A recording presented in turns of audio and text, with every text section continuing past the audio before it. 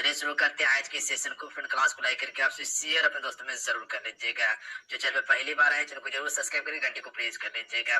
वहीं जो सारे चुनिंदा प्रश्न है आपके एग्जाम्स के लिए काफी इंपॉर्टेंट है, सारे सिलेक्टेड क्वेश्चन है, इसे आप सभी रट जाइएगा, याद कर जाइएगा आप सभी, चाहे जैसे भी हो। अगर आज का ये लेक्चर अच्छा लगे, हेल्पफुल लगे तो आप सभी क्लासेस को लाइक करके शेयर अपने दोस्तों में जरूर कीजिएगा। तो चलिए शुरू करते हैं आज के सेशन को।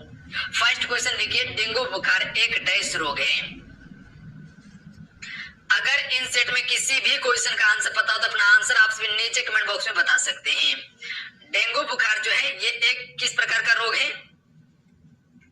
राइट आंसर ऑप्शन में हो जाएंगे मच्छर जनित रोग है। ध्यान रखिएगा डेंगू बुखार याद रहेगा आप सभी को। इसके अलावा आप याद रखिएगा, अगर आपसे से पूछ लिया जाए कि जीवाणु के कारण कौन कौन सा रोग होता है, जीवाणु के कारण कौन कौन सा रोग होता है, तो ध्यान रखिएगा जैसे कि हो जाता है आपका प्लेग।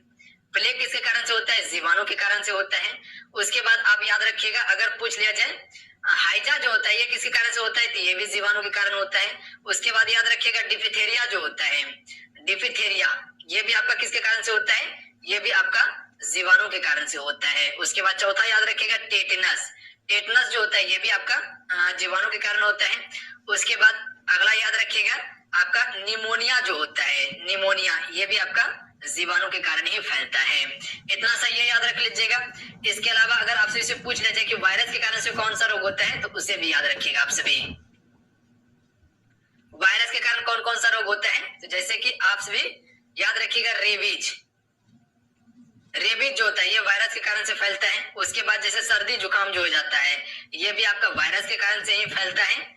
सर्दी जुकाम, सर्दी जुकाम भी वायरस के कारण से फैलता है। अगला याद रखिएगा जैसे कि आप सभी का चिकन फॉक्स हो जाता है, तो ये भी आपका किसके कारण से होता है? ये भी वायरस के कारण से ही होता है। चेचक भी वायरस के कारण से ही फैलता है, ध्यान रखिएगा आप सभी। HIV यानी कि एड्स रोग जो होता है वो भी वायरस के कारण से फैलता है, तो इसे जरूर याद रखिएगा क्योंकि यहाँ से क्वेश्चन पूछा जाता है। पूछ लिया जाएगा कि निम्न में से कौन सा रोग वायरस के कारण नहीं फैलता है, तो वहां आपको बताना होगा। अगला क्वेश्चन देखिए, रेटिना किस अंग का भाग है? रेटिना जो है ये किस अंग का भाग है फ्रेंड? तो राइट आंसर ऑप्शन में भेजेंगे आंख का भाग है। ध्यान रखिएगा आप सभी। फ्रेंड आप सभी वीडियो को लाइक करके शेयर जरूर कीजिएगा, आपका एक लाइक मोटिवेट कराता है। अब देखिए टारगेट ये है कि VVI क्वेश्चन को ही कवर करना है जो एग्जाम में पूछने का चांस है, क्योंकि अब आपके पास समय ही नहीं है। अब उतना समय आपके पास नहीं है जो कि पूरा चीज आपसे पढ़िएगा। अब टू द पॉइंट आपको कवर करना होगा। अगर क्वेश्चन पूछ लिया जाए कि मानव शरीर की सबसे छोटी हड्डी कहाँ की होती है, तो वो कान की हड्डी होती है, स्टेपिस जिसे हम सभी कहते हैं।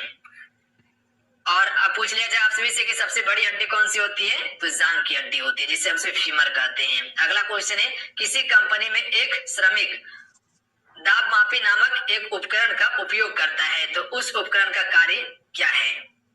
तो राइट आंसर ऑप्शन में देंगे ये गैस के दाब को क्या करता है? मापता है। फ्रेंड देखिए हमारे मुंह में मौजूद लार गैस के रूपांतरण में मदद करता है। फ्रेंड हमारे मुंह में मौजूद लार जो है ये किसके रूपांतरण में मदद करता है?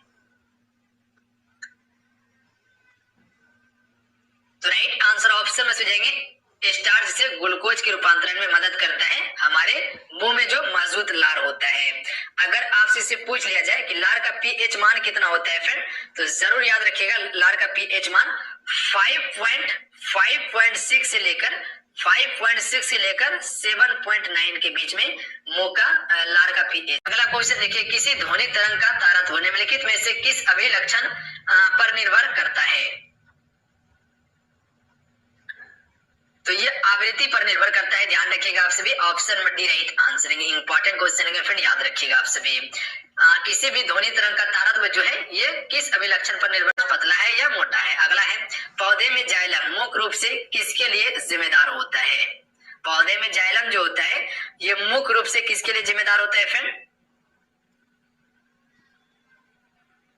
तो पानी के परिवहन के लिए जिम्मेदार होता है। ध्यान रखिएगा पौधे में जो जाइलम पाया जाता है ये क्या करता है? पानी का जो आवश्यकता होता है पौधा को ये पूर्ति करता है, और खाना का जो आवश्यकता होता है वो कौन पूर्ति करता है? तो फ्लोएम करता है।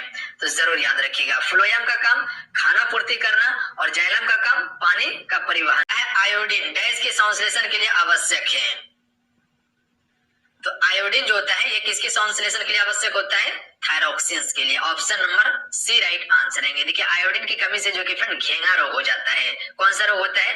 घेंगा रोग होता है। और सबसे अधिक ये रोग जो घेंगा रोग जो होता है वो कहाँ पे होता है? पहाड़ी वाला जो क्षेत्र होता है, जो पहाड़ पे ज्यादातर निवास करता है, वहां पर घेंगा रोग होने का सबसे अधिक चांस होता है। अगला क्वेश्चन देख लीजिए। अगला क्वेश्चन है, एक अवतल दर्पण के वक्रता केंद्र में एक वस्तु रखी जाती है, उसका प्रतिबिंब कैसा बनेगा? तो याद रखिएगा इसका प्रतिबिंब वास्तविक और समान आकार का बनेगा। ध्यान रखिएगा, क्वेश्चन को समझिए। क्वेश्चन क्या कहना चाह रहा है आप सभी से कि एक अवतल दर्पण के वक्रता केंद्र पर एक वस्तु को रखी जाती है, ठीक है, इसका प्रतिबिंब कैसा बनेगा? तो वास्तविक रहेगा और समान आकार का भी रहेगा। अगला क्वेश्चन देखिए, दो गुने आवेशित हीलियम आयनों को डैश के रूप में जाना जाता है। दो गोने आवेशित हीलियम आयनों को डैश के रूप में जाना जाता है, तो इसे हम सभी किस रूप में जानते हैं? अल्फा कण के रूप में जानते हैं। तो याद रहेगा आप सभी को, दो गुने आवेशित हीलियम आयनों को अल्फा कण के रूप में जानते हैं।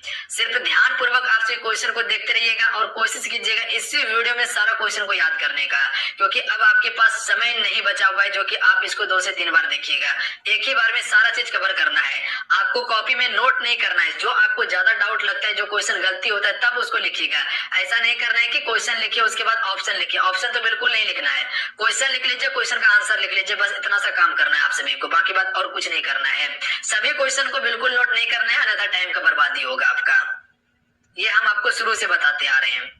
तो देखिए, सामग्री जो बने घर में सर्दी और गर्मी दोनों मौसम के लिए उपयुक्त है, वो होता है लकड़ी का। तो option number D right answer है। अगला क्वेश्चन देख लीजिए, निर्वात यानी वैक्यूम में प्रकाश की गति कितनी होती है?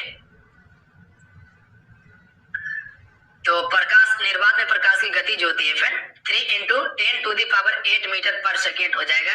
ये 8 पावर हो जाएगा 10⁸ मीटर पर सेकेंड होगा। तो यहाँ पे पावर चढ़ा लीजिएगा, 108 नहीं होगा। अगला क्वेश्चन देख लीजिए। अगला क्वेश्चन है, विटामिन डैश की कमी से होने पर बच्चों के अंगों की हड्डियां मुड़ जाती है।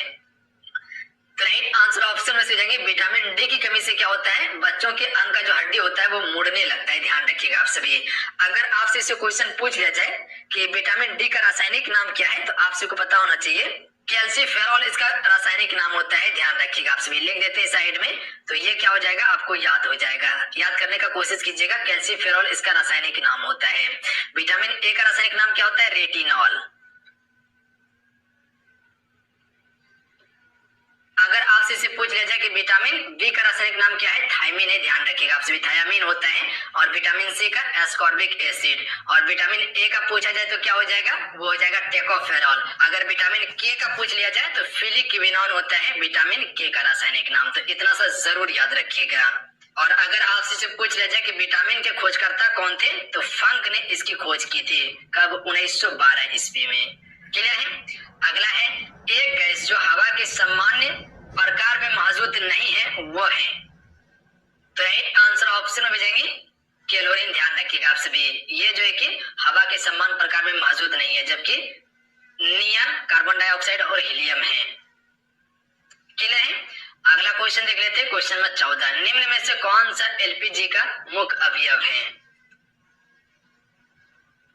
तो ब्यूटेन जो होता है फ्रेंड, ये एलपीजी का मुख्य अवयव होता है। ब्यूटेन और प्रोपेन कर सकते हैं हम सभी। तो इसका ऑप्शन में सी को यहाँ हम सभी टिक कर सकते थे। अगला क्वेश्चन देख लेते हैं। अगला क्वेश्चन देख लीजिए, रिवॉल्वर का आविष्कार डैश के द्वारा किया गया था? सैमुअल कॉल्ट के द्वारा किया गया था रिवॉल्वर का आविष्कार। ऑप्शन में डी राइट आंसर रहेंगे। अगला क्वेश्चन है, राइफल से चलाई गई गोली में कौन सी ऊर्जा होती है फ्रेंड? राइफल से गोली जो चलाई जाती है उसमें कौन सी ऊर्जा होती है? चलिए इस क्वेश्चन का राइट आंसर आपसे बताएंगे। तो याद रखिएगा आप सभी, इसमें गतिज ऊर्जा होती है फ्रेंड, क्योंकि राइफल से जो गोली चलता है उसमें क्या होता है? गतिज ऊर्जा होता है, क्योंकि तीव्र गति से गोली बाहर निकलता है। अगला क्वेश्चन देखिए, चाय का वनस्पतिक नाम डैश है, यानी कि चाय का वनस्पतिक नाम जो है वो क्या है? यह वैज्ञानिक नाम क्या है? तो याद रखिएगा ऑप्शन में सी राइट आंसर है, कैमेलिया सिनेसिस। कैमेलिया सिनेसिस जो है ये चाय का क्या है? वनस्पतिक नाम है, यह वैज्ञानिक नाम है। अगर क्वेश्चन पूछ लिया जाए कि चाय जो है वो किस कोटि का है, चाय किस कोटि का है? तो याद रखिएगा थैलेस कोटि का है। ध्यान रखिएगा थैलेस कोटि का है। और जगत कौन सा है? तो प्लांटी जगत है, यानी कि पादप जगत से बिलोंग करता है चाय। क्लियर है? ऑप्शन में सी करेक्ट आंसर है। अगला है निम्नलिखित पदार्थों में से ध्वनि सबसे तेज गति से किस में चलती है? यानी कि इनमें से सबसे अधिक ध्वनि जो गमन करता है वो किस में करता है, किस पदार्थ में करता है? तो सभी को पता होगा ठोस में सबसे अधिक करता है। तो इसमें ठोस कौन सा है? स्टील। स्टील में सबसे अधिक गमन करता है ध्वनि। ध्यान रखिएगा आप सभी। कभी कभी यहाँ पे ठोस भी आपको देखने के लिए मिलेगा या स्टील भी दिया हुआ है, तो दोनों में से कंफ्यूजन नहीं करना है। ठोस रहेगा तो ठोस को भी आपको क्या करना है? क्लिक कर देना है। तो ठोस में सबसे अधिक होता है, तो स्टील क्या होता है? ठोस ही होता है। अगला है प्लवमान पिंडों के नियमों की खोज डैश के द्वारा की गई थी। तो ये किसके द्वारा की गई थी? आर्किमेडीज के द्वारा की गई थी। Option number C correct answer है। अगला है वल्कनीकृत रबड़ का आविष्कार डैश द्वारा किया गया था। वल्कनीकृत रबड़ का आविष्कार जो किया गया था ये किसके द्वारा किया गया था? चार्ल्स गुडियार के द्वारा किया गया था। ऑप्शन में सी राइट आंसर है। अगला क्वेश्चन देखिए डायलिसिस डैश के उपचार के लिए प्रयोग किया जाता है या अपवहन। तो ये किसके उपचार के लिए प्रयोग किया जाता है? किडनी फेलियर के। ऑप्शन में बी राइट आंसर है। ध्यान रखिएगा। अगला देख लीजिए इन्वर्टर एक उपकरण है जो डैश में परिवर्तित करता है। इन्वर्टर जो है ये क्या है? एक प्रकार का उपकरण है जो डैश में परिवर्तित करता है। तो ए राइट आंसर है। दृष्टि धारा को प्रत्यावर्ती धारा यानी कि डीसी को एसी में परिवर्तित करता है। ऑप्शन में ए राइट आंसर हो जाएंगे, क्योंकि बैटरी जो होता है वो क्या है? डीसी है। क्योंकि देखिएगा इन्वर्टर के नीचे बैटरी लगा रहता है, क्योंकि चार्ज होता है बैटरी को, उसके बाद वो इन्वर्टर क्या करता है? उसको एसी में कन्वर्ट कर देता है। तो बैटरी जो होता है वो डीसी होता है और उसके बाद इन्वर्टर क्या करता है? उसको कन्वर्ट करके एसी में बदल देता है और उसके बाद फिर घर में लाइट सप्लाई होता है। तो ध्यान रखिएगा आप सभी। ए राइट आंसर है। अगला है 295 केल्विन का तापमान लगभग डैश के बराबर होता है। तो 295 केल्विन का तापमान जो होता है लगभग कितना होता है? तो इसका राइट आंसर ऑप्शन में डी हो जाएगा 71.33 डिग्री फ़ारेनहाइट होता है। क्योंकि इसको प्रॉपर सॉल्व करना पड़ेगा तभी आपका बनेगा ये सवाल।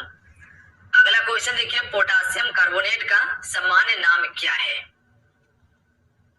पोटासियम कार्बोनेट का तो इसे पोटास कहा जाता है। ए राइट आंसर हो जाएंगे। पोटासियम कार्बोनेट का सामान्य नाम पोटास है। अगला क्वेश्चन देख लेते हैं खारे पानी की सांद्रता को मापने के लिए इस्तेमाल किया जाने वाला उपकरण डैश है। तो खारे पानी की सांद्रता को मापने के लिए जो इस्तेमाल करते हैं उपकरण उसका क्या नाम है? तो इसे हम सभी सेलिनोमीटर कहते हैं। याद रखिएगा डी राइट आंसर है सेलिनोमीटर। अगला देख लीजिए क्वेश्चन 26 ग्रीन हाउस प्रभाव मुख्य रूप से वायुमंडल में किसकी वृद्धि के कारण होता है?